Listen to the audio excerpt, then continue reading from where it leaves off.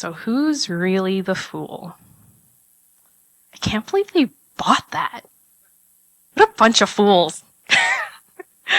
My heartbeat thumps in my chest, my instincts sharp as a wolf hunting prey. As I leave an interview, I know I nailed. You see, I'm used to being told, you don't have a role like that at the moment. Or, we're actually only looking for someone with 10 years of experience. Or so they thought. I'm congratulating myself as I'm still riding the adrenaline high of negotiating a role that didn't exist up until I named it. It was proof that I could play the game and play it well. But as per usual, something sours the taste of victory. And this time, get this, I didn't actually want to work for these people. I was not actually interested in what they did. I was playing a role I knew they needed, adapting my skills just right, and translating it into something that sounded like a win-win situation. I'd shake that feeling off. It's the smart thing to do. It's the strategic thing to do, right? At least in this economy, it definitely is. Have you ever done the smart thing? The strategic thing?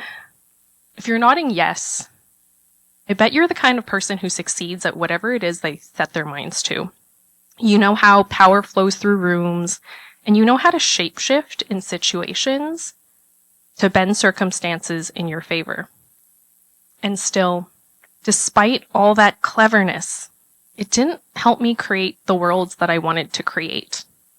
Back then, all it gave me was a set of golden handcuffs and a deep-seated fear of creating the things that I cared about, of talking to the people I cared about, of doing the things that I cared about. Because it meant exposing the parts of me that held real heartbreak and real hope. So who's really the fool here? So, spoiler alert, it's me. I was the idiot. And maybe you might be too. And it doesn't have to look like working for someone that you don't care about or a company you don't care about. Since we're all at Type Brigade and we're all type enthusiasts, it might look like studying hand-painted fonts and designs and restaurant signage throughout the night. But then when it comes to giving feedback for client work, when they're asking about a headline and all you see is the UI starter pack sans serif, all you can muster up is well, yeah, that looks clean. That's fine. Instead of talking about what you actually care about and giving the perspective that might actually work better for the project, where you're never leading with what you really think, where you're being afraid to show up with opinions, scrubbing out any personality until it looks like Dave from accounting probably could have done the design. It's what you had to do to survive, and I get that, because I've had to do the same too. What I'm saying is, if you're not careful, and the only voice you listen to is one that whispers, you should just do the strategic thing. Just do the smart thing, it's safer. You risk losing your own voice. And as a society, we can't afford that. Losing the human behind the work, the human perspectives, especially not in the age of AI. You weren't meant to just push pixels. Your gift is imagining better worlds, more interesting, kinder worlds, and as designers, showing people what that can look like. So if you don't know me, my name is Alicia. I'm a creative director, world builder, and a professional shit stirrer. I teach leaders how to lead soft rebellions. The act of building the world you want to live in with your flavor of heartbreak and hope, where you get to be delightfully disruptive, gently disruptive, without screaming or shouting or yelling. Over the years, I've helped hundreds of humans find their opinions, find their key perspectives that leads the design of their brands and the products that they create. A recent example, just to illustrate this point, was a dancer that I've worked with. She used to do ballet, And as a child, she understood how perfectionist culture perpetuates shame and fear in the studio, where you're criticized for making mistakes, even as you're learning, when you're just learning something for the first time. And eventually it made her feel so small that she actually stopped going to dance altogether. Now, as an adult, she did want to try again. You know, there's a lot of dance studios that advertise safe spaces and beginner friendly. But when she showed up, she realized it was just the same shit all over again, just with therapy speak. And so she was sick of it. She was done with it.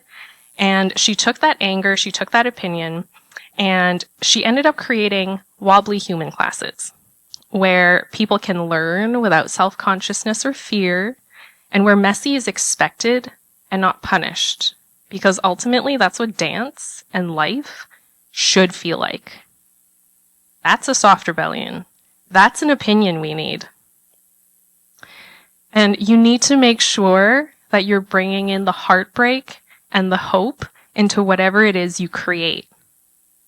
And this is where you guys come in as designers, where you help make these worlds visible. Because up until all of this, it probably only exists in your head.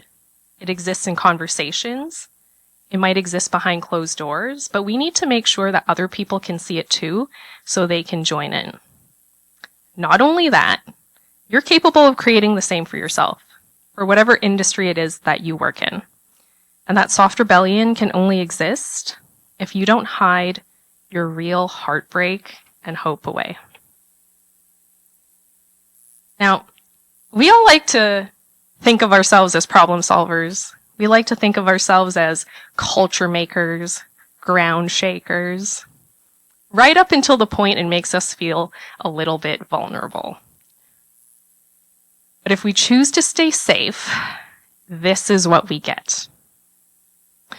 Work that looks and feels and sounds like AI slop. Zero feeling, impersonal, non-specific, and 100% efficient, because that's what the stakeholders like, with 0% soul. Now, I don't know about you guys, but I don't want to live in that world. I want to live in the world where the human perspective, the creative, kind, empathetic perspective is embraced. Because we don't need fewer opinions. We need clear and kind ones that are rooted in your perspective. Now, before I lose the room, because I haven't spoken about type at all, here's why type matters in this particular conversation. Typography is not neutral. You use it to either reinforce patterns of thinking or disrupt it. It tells you subtly who belongs in certain rooms and who doesn't, who fits into the sea of same, and who might be a bit of a contrarian with a slightly different point of view. And if you're using it to disrupt patterns of thinking, to support a decidedly non-neutral opinion, it can come down to choosing the right font to do the speaking for you. No screaming or shouting or yelling involved. So today, I'm going to teach you how to find the first sparks of your soft rebellion, where maybe the first inklings of an opinion that might matter lives, and how to use type to communicate it.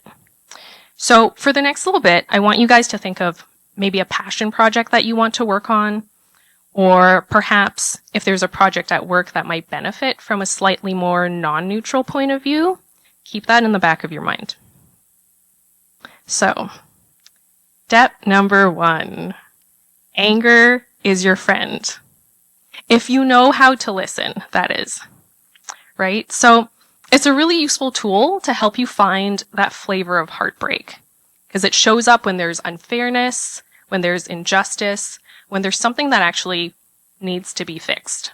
This is the pattern that we ultimately want to disrupt. And we're aiming for a clear and kind opinion to advocate for. We're not here to point fingers, not here to place blame. We're here to look for something that's more solution-oriented, a more considered stance for an alternative world. your flavor of hope. So to illustrate this point, I'm going to talk about my friend Emily. She's a wedding photographer who doesn't actually believe in weddings all that much. She doesn't hate love. She just grew up with a version of it that like didn't require rings or contracts or any of that. You know, her grandparents weren't married, her parents weren't married, and she didn't really have plans to get married either. And so for years, she felt like an outsider in an industry that was built on tradition.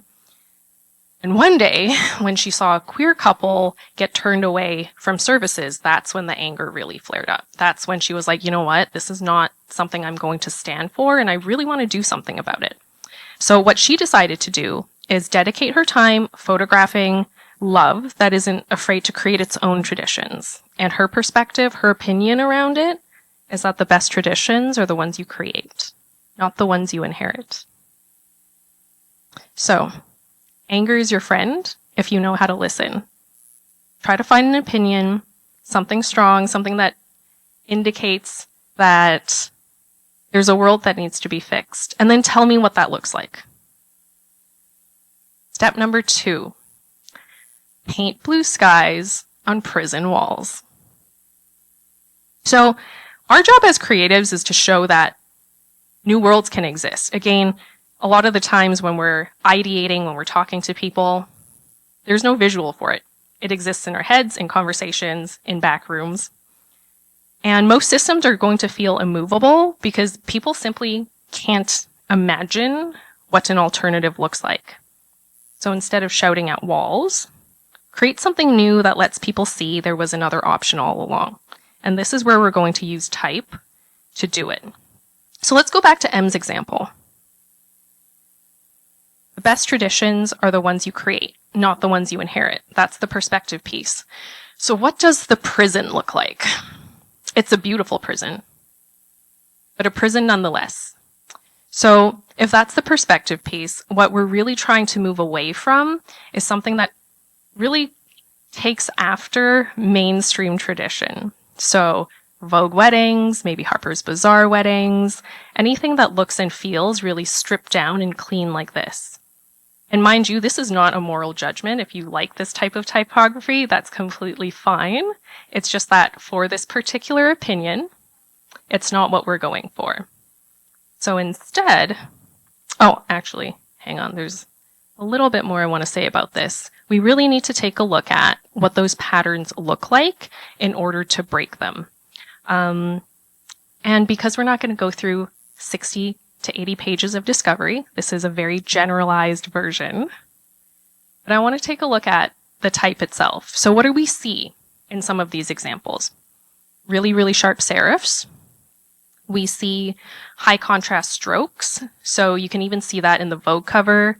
Again, Harper's Bazaar. You can even see it in the subtext there, Royal Wedding Special.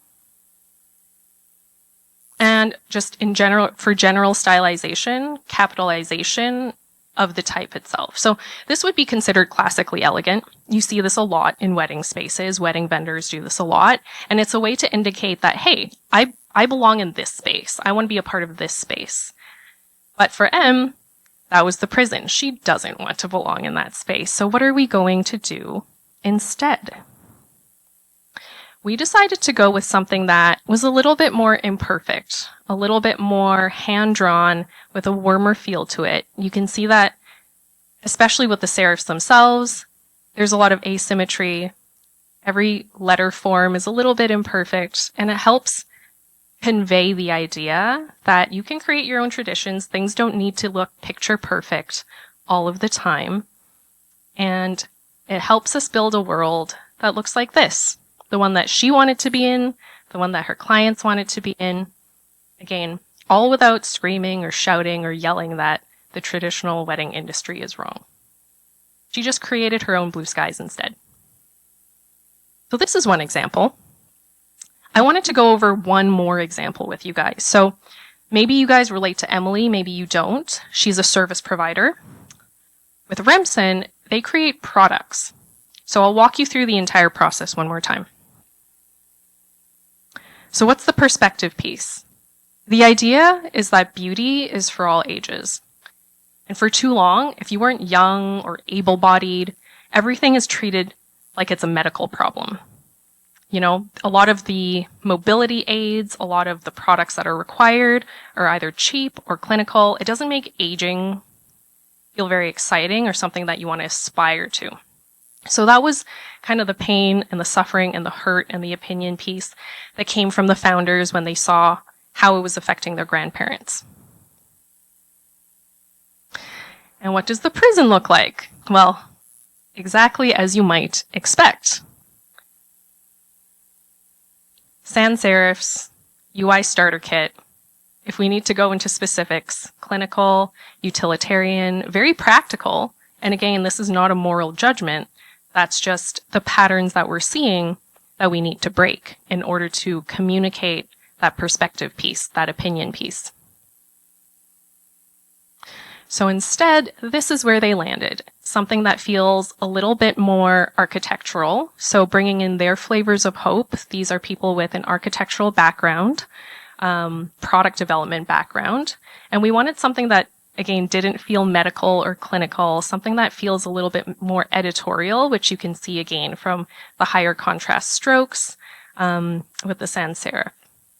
And by creating this, by using this as their choice to break that pattern, it helps enforce that a world like this, where pillboxes aren't sad and plastic and crappy, can exist.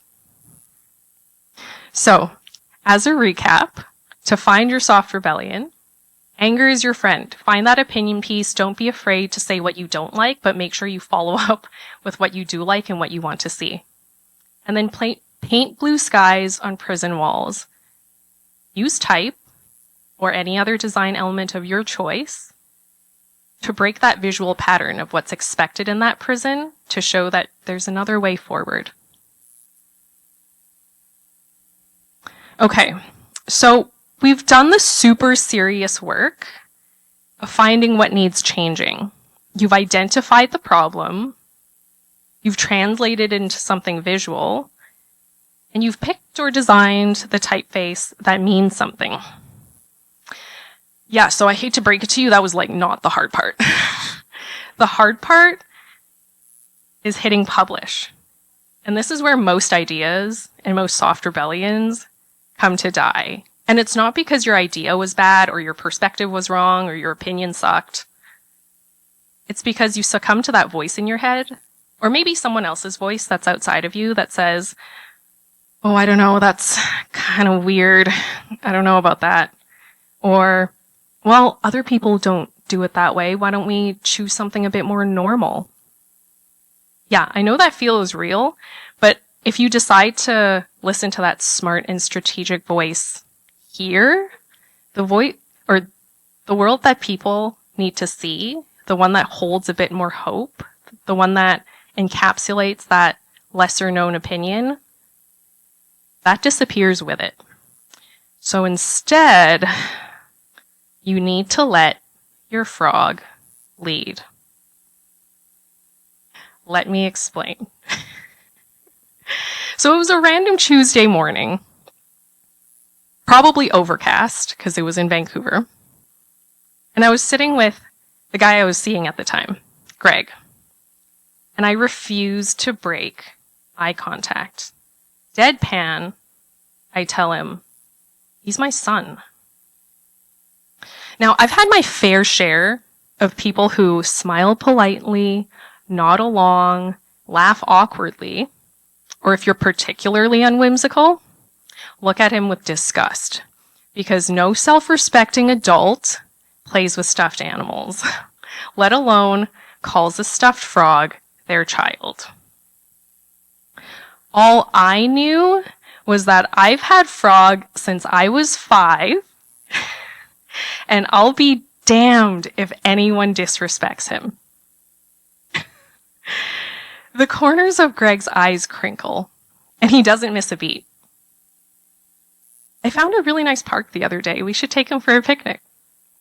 He proceeds to ask about what other adventures Frog has been on lately. And as you can see, he has been on a lot. My shoulders drop, and a breath I didn't realize I was holding escapes me. That knot loosens in my chest. My eyes rudely start to prickle. And I knew in that moment that if it wasn't this, I didn't want it.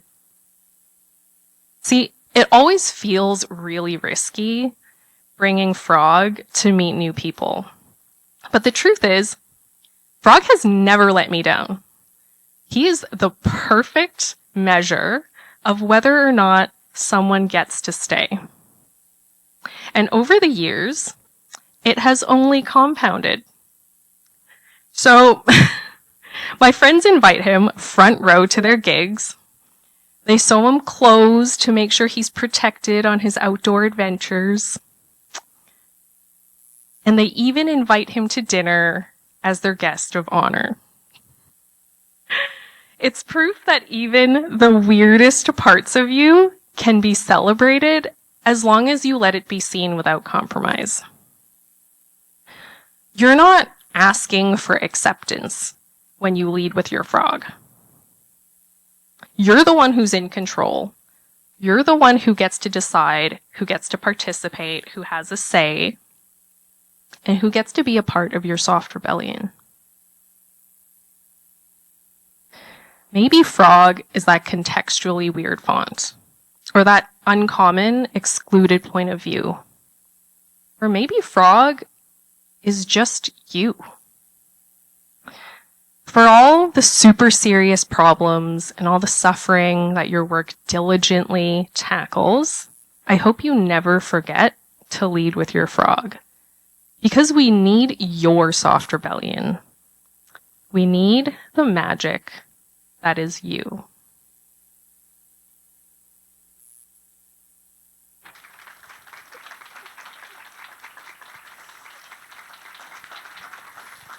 Thank you, Alicia. Yeah, that was great. We got the strategy side of it. We got the very personal side of it. I loved it. Do we have any questions for Alicia, either sort of from the design perspective or from, I think, the higher level strategy perspective that you can implement in your work if you're working on your own or leading a studio of yourself?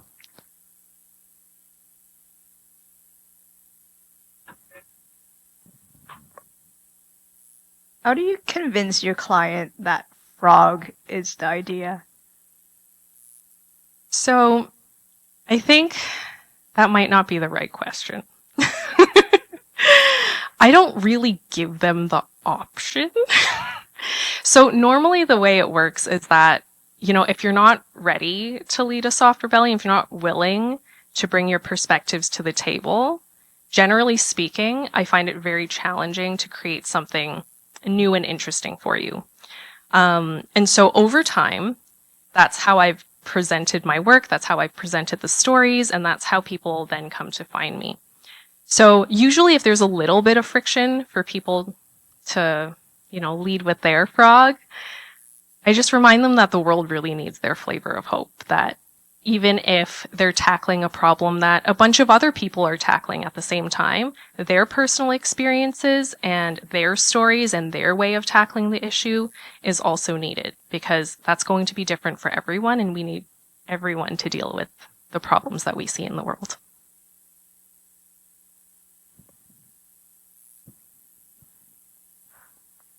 I just have a technical question regarding your presentation. I Sure. wonder, what is the name of a typeface that you use for your quotes? It was like on the left side. On the, this one? No. It was like for, yep, left one. The bottom one? Yep, for quotes. Yeah, so it's all actually the same. It's seasons mix, but just in different weights, except for obviously the sans serif.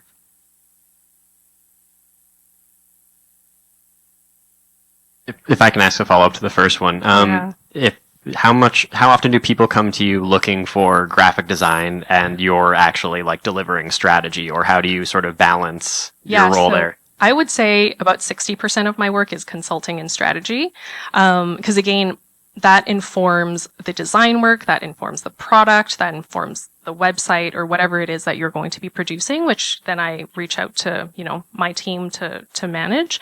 But I think the tricky part, the hardest part, is just getting people to show up with their opinions in the first place, because it's not really something that's often encouraged. I think there are negative connotations with having an opinion or, using your anger. But I think if you treat it with empathy and you treat it with thought and you're not being reactive about it and you're creating something that everyone can advocate for, that's where the really interesting brands start to come to life. Yeah, right here. Earlier on in your presentation, you mentioned how, you can use your design to either reinforce or kind of challenge ideas. Mm-hmm. Do you think there's also kind of a place for being aware of what there already is and if there are already like ideas worth reinforcing? Yeah. So again, I'm not saying that you need to be disruptive all of the times, because there are systems that we probably do want to enforce, which Jen might explain a little bit more during her talk, because for things like that, for wayfinding, there's a lot of safety involved. There's a lot of things that you do need to be aware of and to make sure you're not breaking too many rules. So great question. That is absolutely what you should be doing. And if you work in a field like Jen, maybe you don't want to be all that disruptive, because you might end up hurting some people.